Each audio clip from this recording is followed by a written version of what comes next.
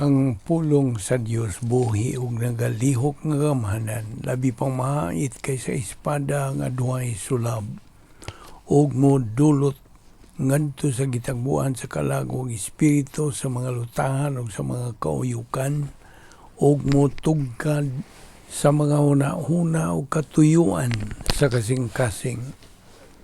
All Scripture is God-breathed and is profitable for doctrine, for reproof, for correction, for instruction in righteousness, that the man of God might be mature, thoroughly furnished unto all good works. Maayong adlaw sa tanan nato mga subscribers, ug padayon ta sa atong gibiyaan nga gitun-an ug giuluhan kini the winner. Okay? So for you, believer, you know what to do. Aron ikaw mapunan sa Espiritu Santo nga andam sa pagtuon sa pulong sa Dios. Apanalang kanimo dili pa magtutuo. It is faith alone in Christ alone. Pagtuo lamang kang Kristo lamang o ikaw maluwas. Mga buhat 16:31. Okay, padayon ta. Diin ta muhunong kagahapon nga kitang mga magtutuo gimanduan sa pag-angkon sa kahibalo, kaalam. Okay, knowledge, to acquire and possess knowledge, dili ang pagbati. Although we cannot ignore feelings, kay part man na sa atong pagkatao. Feeling is supposed to be a responder, not an initiator. Okay? So, feeling, again, I would like to repeat that, is supposed to respond to what is in our mind. Mara na iyang katungdanan, ingnon ta, papel niya. Igo lang siyang mutubag. Ang feeling God, ang emotion ba, should not be controlling our life. It's not supposed. It should be the mind to control our life. Gusto? Kinahanglan na nga itong huna-huna. Huwag napuno kining mga huna-huna sa mga huna-huna sa Diyos. Okay, 1 Corinthians 2:16, the mind of Christ. Now, sa atong pagpadayon sa atong espirituhanong pagbuylo, we are going to learn daghan nga mga doctrinal principles. Mao na nga hagit kamo nga magkapadayon gayud sa inyong spiritual momentum. Momentum, pagbuylo, padayon, pagsibog ng tusunahan, dili pag-atras. Ang espirituhanong kinabuhi kinahanglan gyud magmaligon sama sa pag-ehersisyo sa atong lawas, exercise, aron maligon kining atong braso, mao sa mga atong kalag. Kinahanglan ligunon kining braso sa atong kalag. O kining atong ginabuhat na dawad daw. O kini ang tuman sa sugo kabubuton sa Dios nga patubuon kining atong kalag. So again, as I just said, as we go on in our spiritual momentum, kinahanglan nga magtuon ta sa daghan pagyud nga mga doctrinal principles. Kaya ang mga prinsipyo God, kinahanglan kaayo nato to follow when it comes to growing up sa espirituhanong natong kinabuhi. Now, we must note na ang Kristohanong paagis pagkinabuhi, spiritual life, dili lagi na to makinabuhi in the human method. Dili. Kaya kini spirituhanon God. So, remember the definition? Ayaw na gyud ni kalimting definition sa Christian way of life. It is a supernatural way of life. Kaya kini supernatural way of life, man kinahanglan sa bugun sa supernatural way of execution sa pagtuman ini. O dili tawahanon lagi, kundi espirituhanon. O mao na nga ang Dios nagkamando kanatong mga magtutuo to be doers of the word, not only hearers of the word. Na sa Santiago Kapitulo 1, versikulo 22. In fact, ang pulong sa Diyos na kanayon, whatever we do in word or deed, kinahanglan natong buhaton kana all in the Lord Jesus Christ's name, giving thanks through Him to God the Father. Okay? Karon, ang pulong sa Diyos is wisdom, kaalam. Ug ang kaalam, mao'y magapalig-on. A wise man more than 10 rulers who are in a city. Kanagi sulti sa Ecclesiastes Kapitulo 7, versikulo 19. Og ang Hosea usab na kanayon, sow the wind and reap the whirlwind. Kini mo ni ang balaod sa tulubagon sa kabubuton, the law of volitional responsibility. Colossians 3:12 again, chosen, pinili. Now, ingon nga pinili, luwas nga tao, kitang isang kapan sa Dios ni ining musunod. Kinabuhing dayon, ang atong pagkahiusa na kang Kristo, hangtod, ang dili kasagaran nga espirituanong kinabuhi, ang napulo ka mga paagis pagsulbad o mga suliran, ang mga spiritual skills, unsa katuto, spiritual self-esteem, spiritual autonomy o spiritual maturity, unsa pa, escrow blessings in time, dying grace, sa atong pagkatubang sa atong kamatayong physical, na gisangkap sa Dios ang dying grace, grasya nga pagkamatay. And then escrow blessings in eternity. Dito na sa eternidad. Mao ni ang mga gisangkap sa Dios kanato ingon nga mga pinili. Unya Colossians 3:12 unsa to ingon? So as those who have been chosen of God, holy and beloved, put on a heart of compassion, kindness, humility, gentleness, and patience. Kining mga butang nga atong isutan, mga bertud kini nga gi saysay diha sa versikulo 12, that cannot be worked on, dili ni pinaning kamutan, kundili product kini or byproduct o resulta sa atong espiritong pagbuylo sa adlaw nga paagi, sulod diha sa protocol nga plano sa Dios, gitawag nato og operational divine sphere, o ginabuhat nato kini as unto the Lord. Okay, 1 Corinthians 5:7 na po. Clean out the old leaven, so that you may be a new lump, just as you are in fact unleavened. For Christ, our Passover, also has been sacrificed. Dias Deuteronomio 15:11, adto ta sa daang pagkigsaad.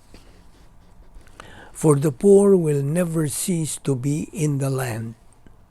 Therefore, I command you, saying, you shall freely open your hand to your brother, to your needy and poor in your land. Now, Colossians 3:13, bearing with one another, kining bearing with one another, mag-idantusay sa usa-usa. Apan ang Grigo yung pulong din is anikumai, bearing with one another and forgiving each other, whoever has a complaint against anyone, just as the Lord forgave you, so also should you. Now, kitang mga magtotoo, are supposed to live by faith, not by sight. Kinahanglan na magkinabuhi kita pinagis pagtuo dili sa unsay ato makita. Besides, kita gimanduan sa pagkinabuhi in the light of eternity. O sa pagkinabuhi our life as if karong adlaw mo ni katapusang adlaw nato dinhi ning kalibutan na. We should now be standing strongly sa doktrina sa personal sense of destiny. So, mangutan ako nimo. Anaa ka na ba ning personal sense of destiny? Ikaw ba mismo? Des versikulo 13 sa Colosas 3. Bearing with one another means giving tolerance and applying impersonal love. Okay? Pagkatag sa imong pagkamapuanguron o sa paggamit nimo sa impersonal love. Kaya ang pagkamapuanguron, may kalabutan lamang kini kanatong mga magtutuo. Way labot ang mga di magtutuo ni ini. Tolerance is only related to you, fellow believer. Tolerance is applicable only to you, magtutuo. Kay sa mga di magtutuo, it is impersonal love, dili tolerance ang ilaha. Part of impersonal love is tolerance. Okay? Sabtag yun na. Hinumdumi nga doon na rabay mga magtutuo nga mahuyang pa ba? Dili pa sila ligon na pa'y pagka maluyahon. There's weak believers just as there are strong believers. Okay? So, dili angay nga ito silang kanang hukman. We should not condemn or judge these weak believers. We should guide them. Kinahanglan nato silang kanang guide. Tultulan nato sila. Guide them. And then lead them to plug in doctrine. Ipaagi sila, dasiga sila sa pagtuon sa pulong sa Dios. Wa tayo angay nga magpampahitason. No. We should not have arrogance, inconsideration sa mga maluyahon pa nga mga magtutuo. Kinahanglan ang atong pagsabot nila. We should have understanding, consideration, and tolerance ni nila. Kaya binimo, ang mga legalista God, intolerant. Okay? So verse 13, nagkanayon, bearing with one another, being tolerant. Kita mga magtutuo, gimanduan, sa pagtuon sa pulong sa Diyos, pagtuon sa mga saad sa Diyos, pinagi sa moment by moment use ni ini. Gutlo por gutlo. Gutling gani. Sa atong espirituhanong pagkinabuhi. Kita, being chosen of God, holy and beloved, kinahanglan nga ato nang isulob ang kasing-kasing sa pagkamapuanguron. We should put on a heart of compassion, kindness, humility, gentleness, and patience. Nanas Colosas 3:12. O diyan sa Colosas 3:13, balik na Buddha, bearing with one another and forgiving each other, whoever has a complaint. Now, okay, Efesios 4:12, for the equipping of the saints for the work of service to the building up of the body of Christ. Kining forgiving each other sa Griegong pulong is aphiemi. Ang forgiven, ipasaylo, karidzumai. So, Anto ta Isaiah 43:25. Even I, am the one who wipes out your transgressions for my own sake. Colossians 3:13, bearing with one another and forgiving each other, whoever has a complaint against anyone, just as the Lord forgave you, so also should you. Now, kining complaint din mo ba? Mulo, reklamo. Okay. Now, ang atong Ginoo mangutana kanimo. Our Lord, ask you, believer, do you love me? Unsa may mo itubag? Yes, Lord. You know I love you. Now, atong gihigugma ang Dios tungod kay siya ang unang nahigugma kanato. We love Him because He first loved us. Exodus Kapitulo 20, versikulo 6. But showing loving kindness to thousands, to those who love me and keep my commandments. Kining keep my commandments, mao ni open secret sa Dios for believers to use in life. Unya, 2 Corinthians 7:14, and my people who are called by my name humble themselves and pray and seek my face and turn from their wicked ways, then I will hear from heaven, will forgive their sin, and will heal their land. Now, kining humble must be teachable. Kadto ra mga paubsanon mo ay katudluan. Gusto? Dili katudluan itong mga mapahitason. Ang mapaubsanon ra, ang matudluan can be teachable. Unya, kining seek my face to be positive to doctrine. Unya ka nang turn from their wicked ways, rebound ka na. Sabot? So, okay. Ato ni ipadayon ugma. Og ayaw og sipyat sa pagsunod ng atong series nga pagtuon nini nga giuluhan og The Winner.